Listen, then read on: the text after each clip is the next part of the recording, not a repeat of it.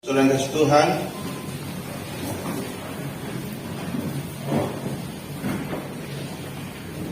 ya selamat siang. Ya, bersyukur sekali kalau kita masih rindu akan firman Tuhan. Ya, ada yang masih rindu firman Tuhan? Angkat tangan, lambaikan tangan. Yang tidak melambaikan tangan tidak rindu. Ya kan? Nah, saya diberikan waktu yang cukup luas oleh Menteri Agama kita. Ya, ini tanda bahwa ada sebuah kegerakan baru di mana kita merindukan kebenaran firman Tuhan yang boleh kita bisa aplikasikan di dalam kehidupan kita. Ini suatu hal yang luar biasa ya bagi saya, dan saya diberi kesempatan yang sungguh sangat terhormat pada siang hari ini. Kita mau buka saja di dalam 1 Timotius 6 pasal yang ke-11, satu ayat firman Tuhan. Kita akan membaca satu ayat saja ya, tidak usah banyak-banyak.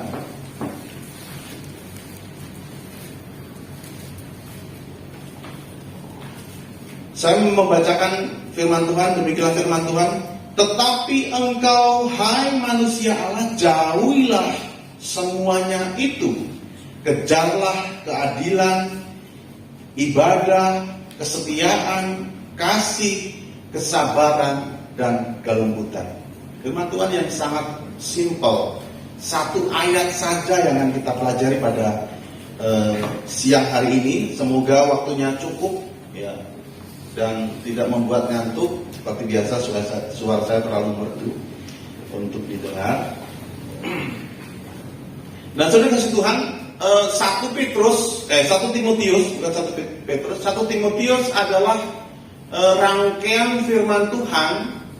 Tentu kita sudah membaca dan belajar bahwa ini adalah surat-surat pribadi yang ditulis oleh Rasul Paulus ya kepada sahabat-sahabatnya. Satu lagi ada 2 Timotius, kemudian ada Titus, begitu ya. Ini adalah surat-surat pribadi. Adalah sebuah surat yang diberikan secara khusus kepada Timotius. Kalau kita tahu Timotius adalah bisa dibilang anak rohani dari Rasul Paulus. Dan dia diutus untuk mengembalakan jemaat di Efesus.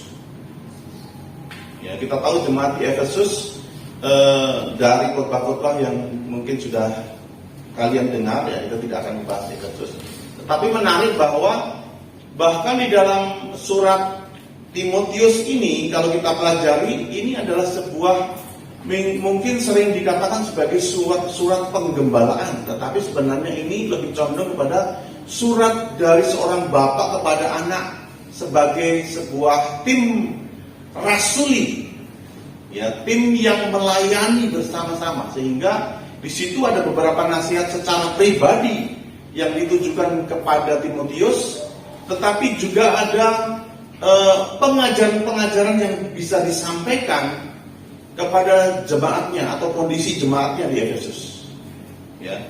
Ada pengajaran sesat, di situ ada kita melihat bahwa ada gabungan antara filsafat Yunani dan juga ajaran agama Yahudi, ya, di mana keduanya memiliki sebenarnya hampir sama serupa, ya, tetapi ini yang membelenggu, yang kemudian membuat orang Efesus perlu ya sesuatu yang pengajaran-pengajaran yang ditegaskan. Walaupun di surat Efesus kita sudah melihat penegasan yang luar biasa di dalam surat Efesus. Kita bisa melihat bagaimana Allah telah memilih kita sebagai orang yang percaya sejak semula, gitu kan. Ya, jangan terlibat lagi. Kita dipersiapkan untuk bagaimana kita ini hidup untuk memuliakan Tuhan. Itu kalau saudara membaca di dalam Efesus 2 ayat 10, itu satu bagian yang menjadi favorit saya terutama. Nah, kita sampai kepada bagian, jadi kalau membaca surat Timotius, 1 Timotius terutama, maka banyak sekali nasihat, banyak sekali perintah-perintah. Bahkan di situ ada perintah tentang janda-janda, bagaimana dia memilih janda-janda, siapa itu janda-janda. Ada juga perintah tentang siapa itu diakan dan penatua. Makanya sering orang menganggap itu pastoral sebagai manual dari bagaimana kita mengembalakan jemaat. Ya, sebenarnya tidak sepenuhnya seperti itu. Nah, bagian yang paling banyak adalah nasihat-nasihat yang diberikan, terutama kepada Timotius secara pribadi.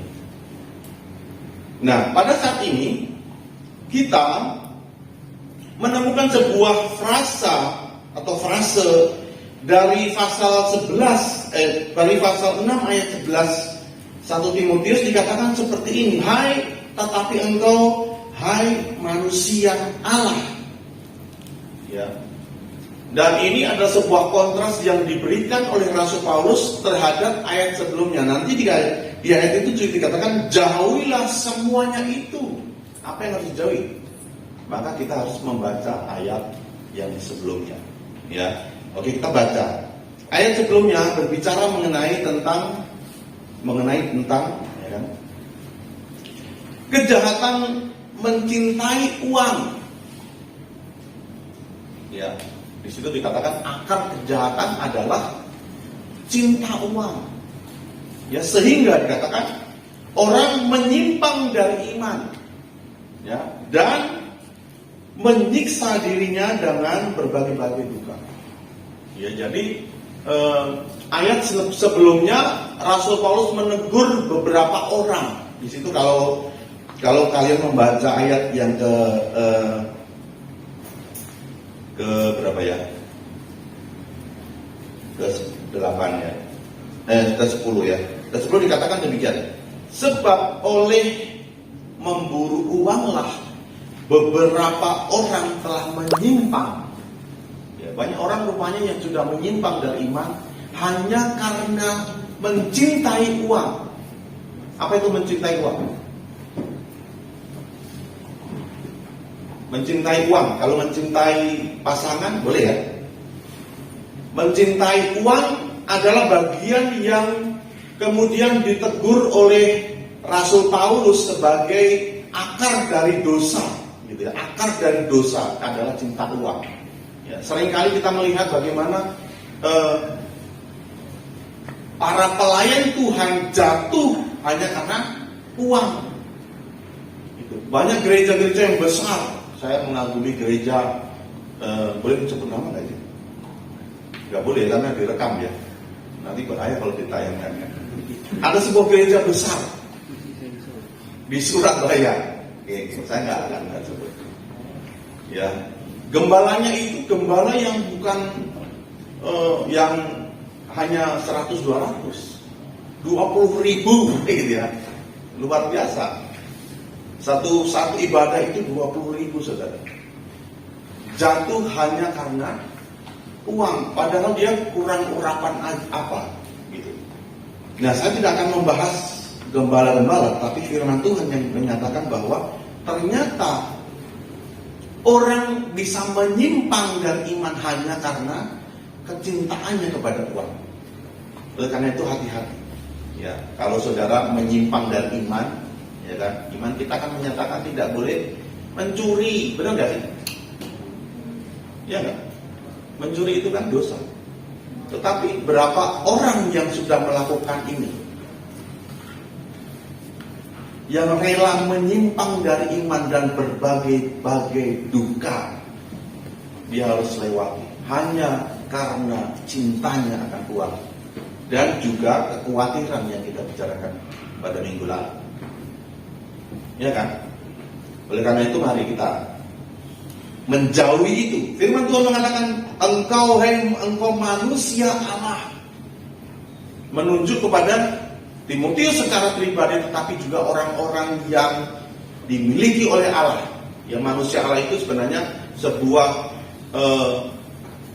kalau kita gabungan kata itu ada kata yang namanya genetif, gitu ya. Genetif itu adalah kepemilikan, gitu ya. manusia. Nah, manusia itu disebut di situ memang vokatif. Vokatif itu sebutan. Ya, kalau kalian belajar bahasa Yunani, vokatif ya, antrope sebutan bahwa engkau manusia milik Allah. Manusia milik Allah. Jadi kalau kalian mengaku sebagai manusia milik Allah, orang yang diselamatkan oleh darah pengorbanan Yesus Kristus di kayu salib, ya kan, berarti Anda milik Allah. Maka jauhilah semuanya itu, dikatakan oleh Rasul Paulus. Ya, jauhi. Ya, menyingkir, lari. Ya, dikatakan di situ adalah melarikan diri. Ya, bukan hanya ini kata perintah ya, saudara. Kata jauhi itu adalah present imperatif. Ya, imperatif itu adalah perintah. Jadi perintah yang berlaku untuk kita terus menerus. Menjauhi, yaitu mencintai uang. Jauhi itu.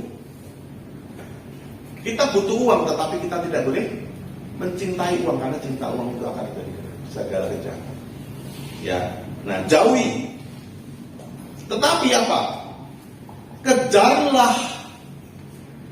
Jadi setelah kita menjauhi segala sesuatu yang ada di ayat yang ke-10, yaitu mencintai uang, ngomong yang tidak benar, itu sebenarnya kalau kita membaca itu ada percecokan, iri dengki, itu sebenarnya sudah ada di ayat-ayat yang ke-1, yang kedua sampai yang ke-10. Di sana dikatakan banyak sekali contoh hal-hal yang tidak baik yang harus dijauhi, gitu ya. Percecokan, kemudian apa?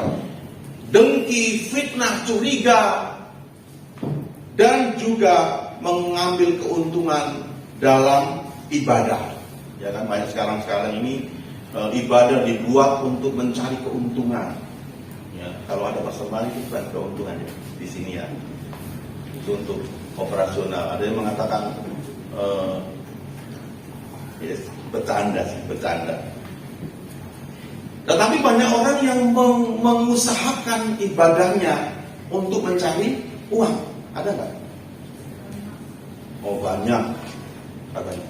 Sekarang ini gereja-gereja modern dikelola untuk mencari uang. Ya, banyak contohnya. Saya tidak akan sebutkan. Oleh karena itu dikatakan apa? Jauhilah itu. Jauhilah engkau manusia-manusia Allah. Kalau engkau adalah manusia Allah, kalau engkau adalah manusia milik Allah, jauhi itu. Jauhkanlah dirimu dari itu. Dan kejarlah. Ada beberapa yang kita kejar. Nanti kita akan lihat apa yang harus kita kejar. Apa yang harus kita kejar? Yang pertama, kejarlah itu sebenarnya adalah mengikuti dengan tergesa-gesa, ya, bahkan dengan effort itu apa ya? Pengorbanan, gitu ya, atau dengan apa ya effort itu ya? Dengan sepenuh kekuatan, dengan perjuangan, ya. Jadi mengejar itu bukan hanya kalau nggak ketangkap ya sudah, tetapi usaha untuk menangkap itu sampai dapat. Itu namanya mengejar. Dan ini perintah. Ya, kata ini perintah. Yang pertama adalah keadilan. Ya, keadilan. Ini tidak ada yang moto saya. Biasa dan narsis. Nah, yang pertama adalah keadilan. Saudara, keadilan itu sebenarnya kata yang digunakan itu adalah kebenaran, ya, kebenaran. Kalau kita membaca di dalam ayat yang aslinya, ya, saya akan buka ayat aslinya. Gak apa-apa ya, sedikit lama ya. Ini dan jangan ngantuk ya. Supaya kita belajar itu ya ada itunya kan, ada artinya.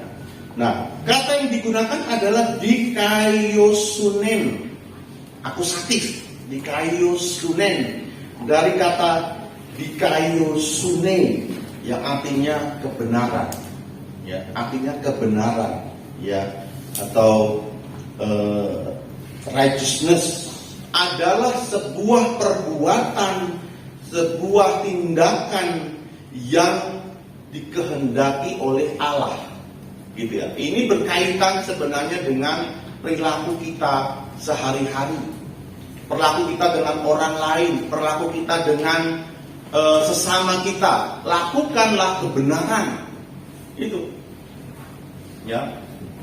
Nah, kalau kita melakukan hal yang jahat kepada orang lain, maka itu bukan kebenaran. Oleh karena itu, kejarlah. Ya, ini mungkin sebuah ayat yang kita anggap basi, gitu kan? Ya kan? Kita menganggap ini biasa saja.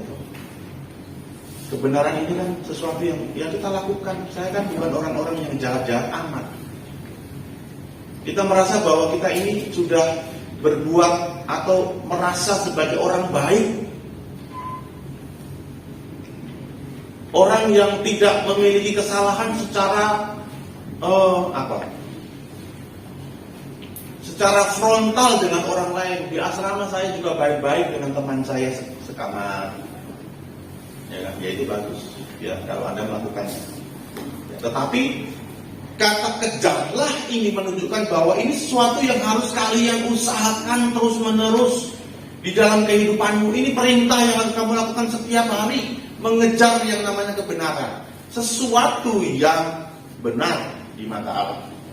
Ya, tidak gampang melakukan sesuatu yang benar di mata Allah terhadap sesama kita. Apakah kita sudah melakukan yang benar, kebenaran yang diterjemahkan dengan keadilan itu di dalam bahasa Indonesia? Ya, diterjemahkan dengan keadilan, berlaku adil. Ya, itu nggak gampang berlaku adil. Ya, saya juga belum bisa mampu berlaku adil, ya kan? Kita cenderung melakukan yang baik kepada orang ini dan melakukan yang jahat kepada orang yang lain. Tetapi kebenaran mengajarkan kita memperlakukan orang dengan cara yang sama, yang baik sama baik. Itu namanya kebenaran. Ya. Yang kedua adalah ibadah. Ya, ibadah. Saudara, ibadah itu ternyata kata yang digunakan itu adalah kesalehan. Ya, kesalehan. Kesalehan itu berhubungan dengan dikatakan di sini adalah true religion. Orang yang melakukan kehidupan beragamanya dengan benar, itu orang yang saleh. Saleh berkaitan dengan perilaku yang benar tetapi berhubungan dengan Tuhan. Apakah hubungan kita dengan Tuhan sudah benar? Itulah yang disebut dengan kesalehan. Ya. Ini adalah sesuatu yang tersembunyi. Ya. Kita tidak bisa menghakimi orang lain. Saya belum tentu lebih baik daripada Anda, begitu ya, dalam hubungan saya dengan Tuhan, karena tidak kelihatan, ya kan? Itu berkaitan dengan kemudian kelihatan secara apa yang kita lakukan berhubungan dengan kebenaran yang pertama tadi. Oleh karena itu sebenarnya kebenaran itu yang kita lakukan itu bersumber kepada kesalehan hidup kita kepada Tuhan.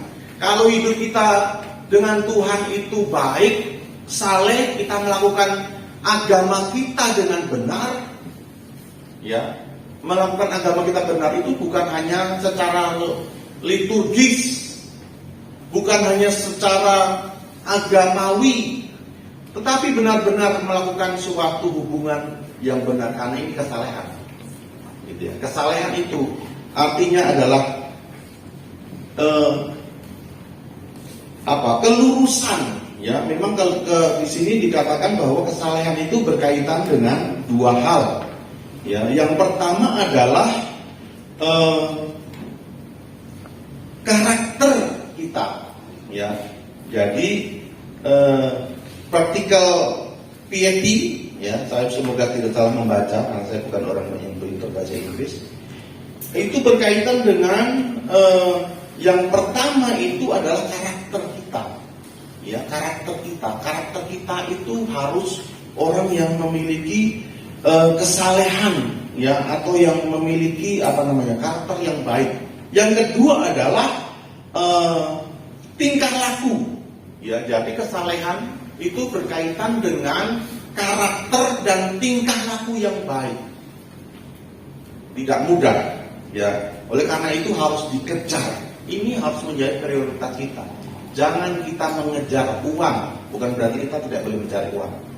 Tetapi mengejar uang dengan dasar kecintaan kita, cinta uang, itu membawa kepada kesusahan, membawa kepada penderitaan.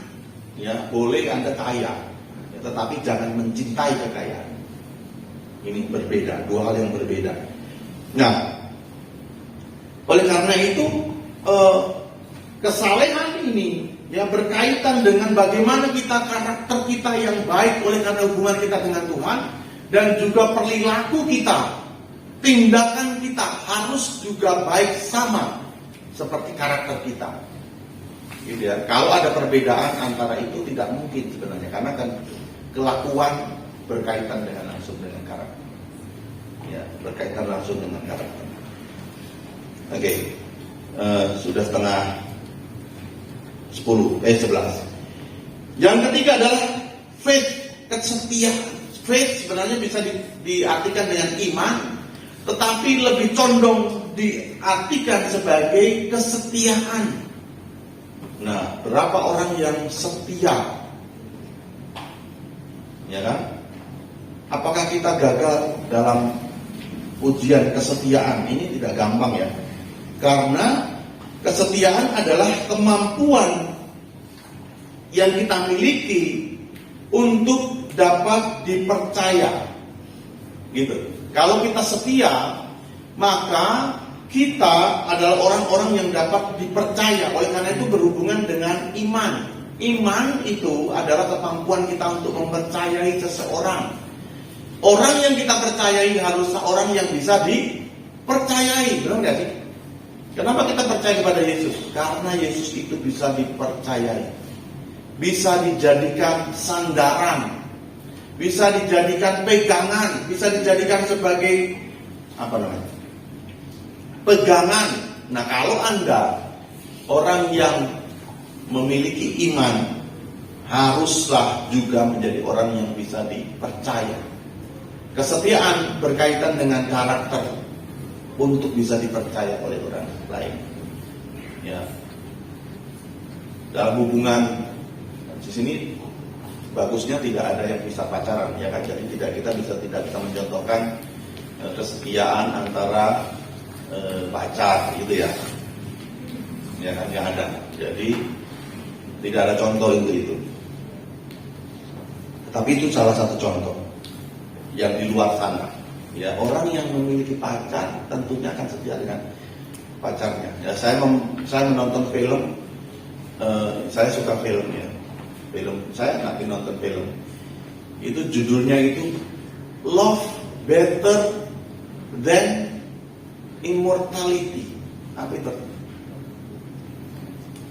Cinta lebih baik daripada keabadian. Luar biasa. Ya kan? Ini sebuah film, nanti kalian cari itu filmnya.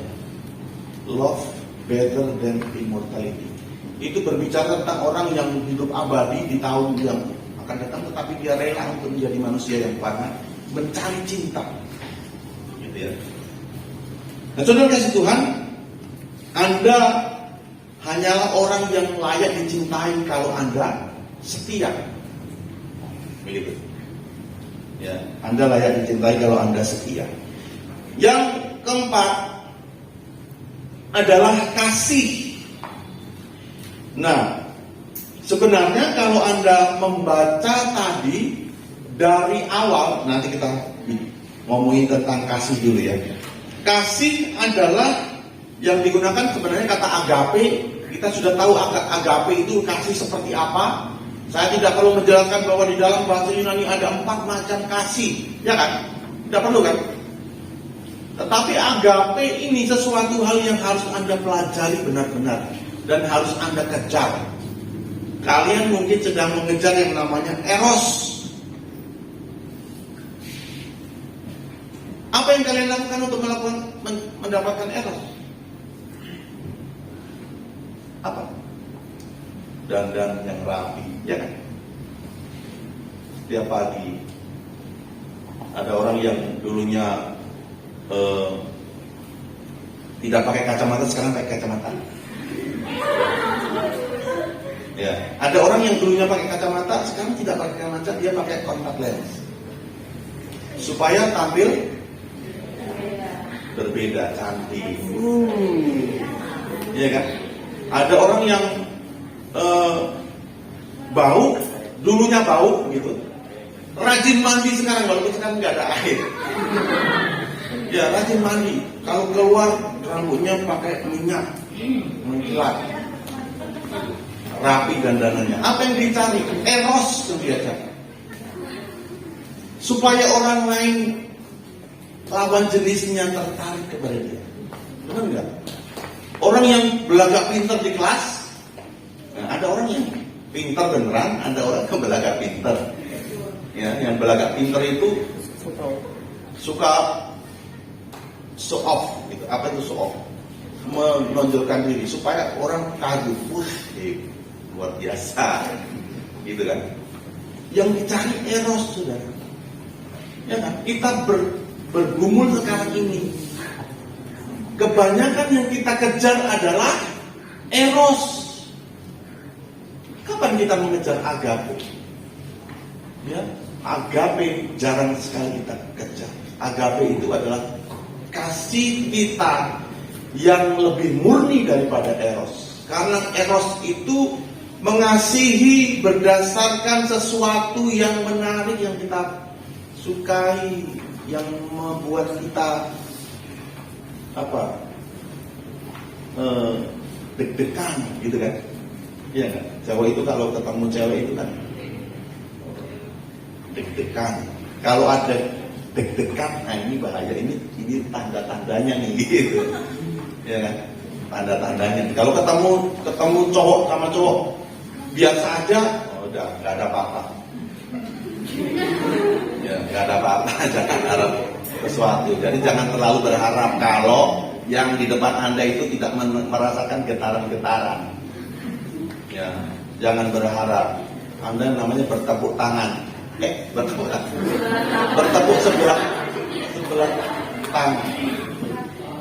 Ya, bertepuk sebelah tangan. Jadi Anda harus tahu itu. Ya. Nah, yang saya tonton ini Love Better dan Immortality itu dia punya namanya pedang, ya, pedang framing namanya. Kalau dia menyukai cewek, pedangnya yang gemetar, gitu. Ya, jadi ceweknya bisa lihat, pedangnya gemetar nih, dia suka sama saya. Gitu. Tapi itu eros. Ya. Yang diminta oleh Rasul Paulus atau diminta oleh Firman Tuhan adalah kejarlah agape, itu agape yang kamu kejar.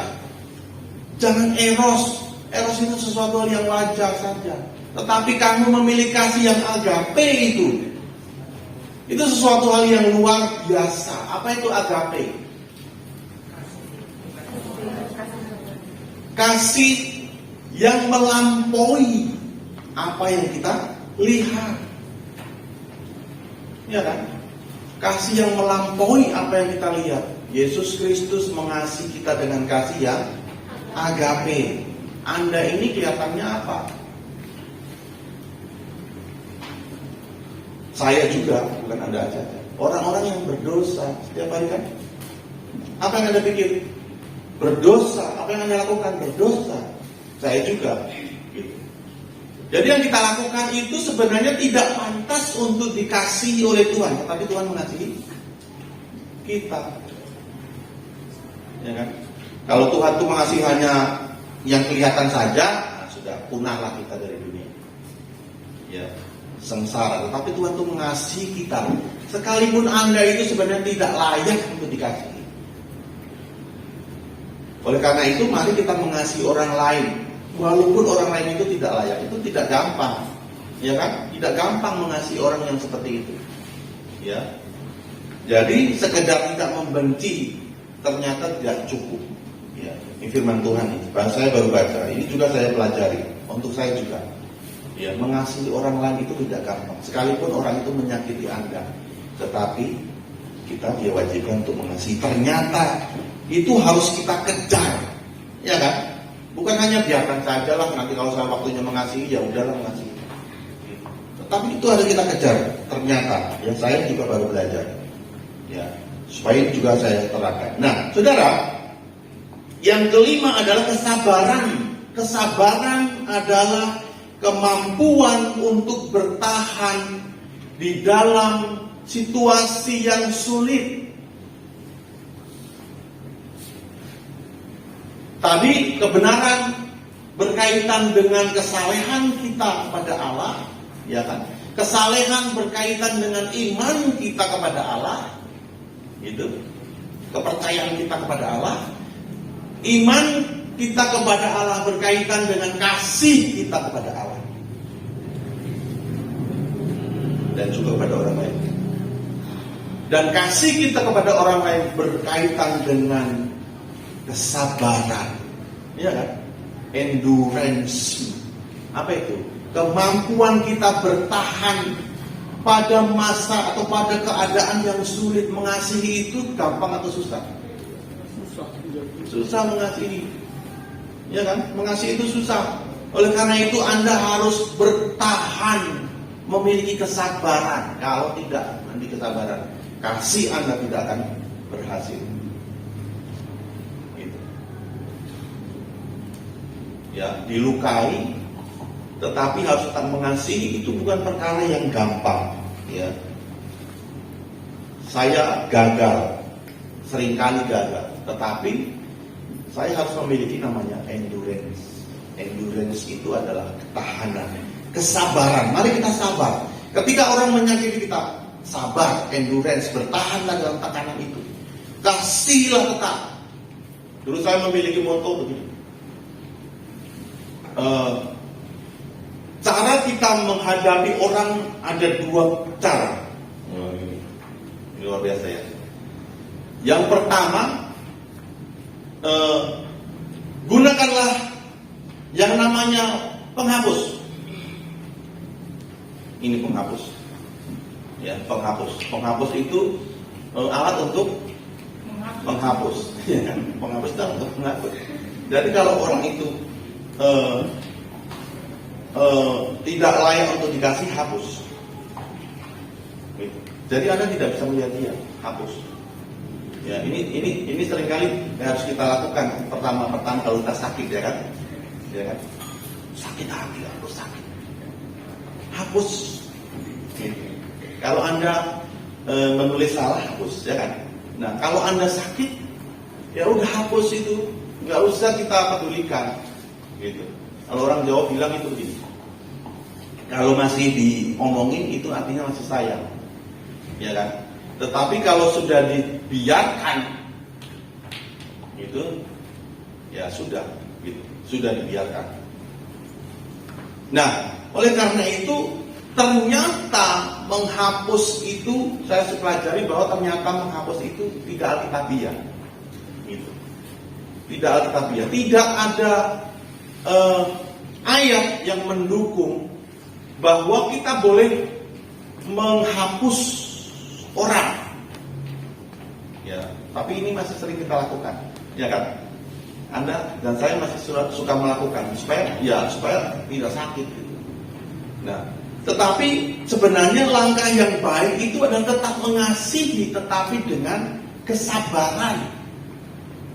Dengan kesabaran itu artinya tetap bertahan, mengasihi itu dengan tahan, walaupun dalam tekanan, dalam kesulitan bertahan. Jangan gampang menyerah. Ya, mengasihi itu memang tidak gampang. Yesus itu mengasihi sampai mati, benar kan? Yesus mengasihi kita sampai dia mati. Ya. Karena dosa kita dia mati di kayu salib. Kita mengasihi dia. Mengasihi dia. Ya, oleh karena itu yang itu adalah bertahan. Yang terakhir, ya, yang terakhir, tidak terlalu lama. Yang kemudian yang selanjutnya adalah kelembutan, saudara, kelembutan. Ya, kelembutan ini di dalam budaya-budaya kita sekarang sudah dianggap sebagai nilai yang tidak ada artinya, tidak berharga. Karena orang yang lembut dianggap sebagai orang yang lemah. Orang yang lembut dianggap sebagai orang yang lemah. Ya, di luar sana begitu. Ya, di kita tidak. Tetapi di dalam Alkitab, kelembutan itu menempati posisi yang paling tinggi. Yesus mengatakan apa? Ikutlah aku, pikulah kuk yang kupasang dan belajarlah kepada aku lemah lembut dan murah hati. Yesus menempatkan diri karakter yang paling spesial dalam diri Yesus adalah lemah lembut atau kelembutan. Kemudian ada ayat yang dikatakan oleh Tuhan Yesus, berbahagialah orang yang lemah lembut karena memiliki bumi. Karakter lemah lembut adalah karakter yang luar biasa. Aristoteles mengatakan bahwa kata praotes atau prao itu adalah kemarahan berlebihan, gitu ya. Ada ini ekstrimnya, kemarahan yang berlebihan, ketidakmarahan yang berlebihan. Praotes itu ada di tengah-tengah. Ya. Jadi orang yang marah terus setiap hari marah, ini orang-orang yang marah berlebihan setiap hari marah, tebang, gitu ya. Dan orang yang tidak pernah marah, yang apa-apa ya sudah nggak apa-apa. Ya. Nah, praotes itu ternyata tidak ada di sana dan tidak ada di sana, tapi ada di tengah-tengah, yaitu keseimbangan. Ya, makanya Yesus pernah marah, benar kan? Kemarahan yang seperti ini bukanlah kemarahan yang berasal dari egoisan dirinya. Orang yang marah karena ego, tetapi orang yang marah karena perbuatan orang lain tidak sesuai dengan firman Tuhan. Kemarahan karena dosa, itu yang disebut dengan praotes. Ya. Kelemah lembutan berkaitan juga dengan 3 hal yang penting. Yang pertama adalah tunduk kepada Allah. Orang yang mampu tunduk kepada Allah adalah orang yang lemah lembut. Firman Tuhan disampaikan, Anda mendengar, menerima itu dengan hati yang rela. Itu praotes. Ya. Tapi kalau Anda mendengar firman Allah terus kemudian Allah, gitu kan? Ada nggak sering kan? Saya juga sering begitu. Allah. Seringkali kita melakukan seperti itu. Mendengar firman Tuhan, tetapi Anda memprotes itu sebagai sebuah hal yang tidak Anda terima, itu namanya Anda tidak lemah lembut. Orang yang lemah lembut itu adalah orang yang tunduk kepada Allah. Yang pertama. Yang kedua adalah being teachable. Apa itu? Orang yang mudah diajar, orang yang bisa diajar, orang yang bisa diajar, orang yang bisa diajar, ya kan?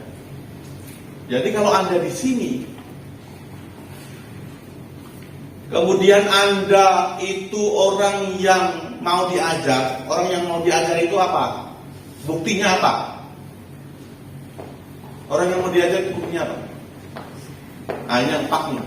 Belajar itu tujuannya untuk apa? Apa? Yang pak mana? Apa tujuannya? Perubahan, benar kan? Perubahan perilaku. Orang yang belajar itu orang yang berubah, orang yang mau berubah. Kalau Anda mau diajar, berarti Anda mau dirubah. Berapa orang yang suka mau dirubah? Ya, seringkali kan kita bodo amat lah, gitu kan? Ada lagu tuh di TikTok, ya kan? Ada lagu di TikTok apa itu? Nah, lo ngomongin gue bodo amat. Memang bodoh, ya memang bodoh. Kalau Anda tidak mau diajar, berarti Anda memang bodoh, karena tidak mau berubah. Karena inti dari belajar adalah perubahan, gitu ya. Nah, Anda yang dulunya seperti ini, tukang mabuk, Jangan nunduk kalau yang disebut tukang mabuk. Ya kan? Dulu itu kan, dulu. Tetapi ketika di sini mau diajar berubah, itu namanya orang yang lembut hatinya, orang yang mau, yang memiliki kelembutan. Tetapi kalau Anda keras, jangan salahkan Tuhan kalau Anda ditempelin oleh Tuhan. Gitu, saya tidak mengancam, tetapi ini sesuatu yang mungkin terjadi. Gitu ya, tempelin karena kelakuan Anda sendiri. Oleh karena itu mari kita being teachable, orang yang mau diajar, ya, orang yang mau diajar. Jangan terlalu sombong untuk belajar, gitu ya. Jangan terlalu sombong untuk belajar, ya, untuk belajar. Kemudian yang ketiga itu adalah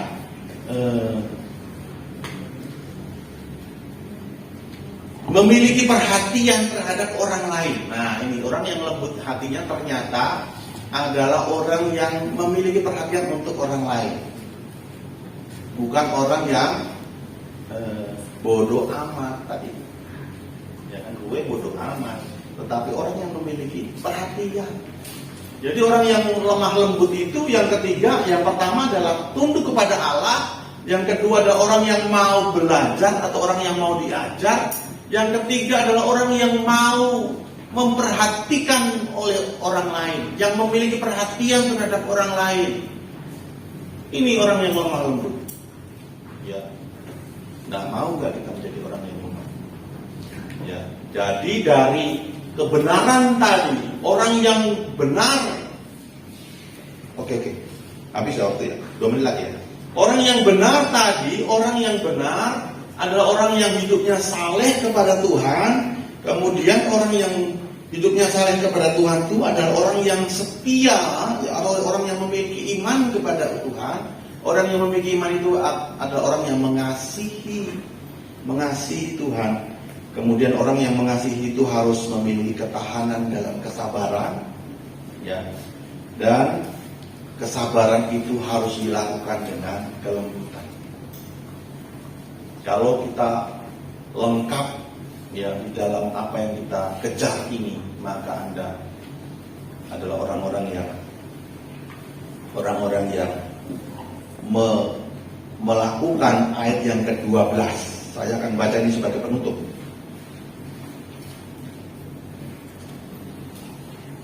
Yang ke-12 dikatakan, bertandinglah dalam pertandingan iman yang benar dan rebutlah hidup yang kekal.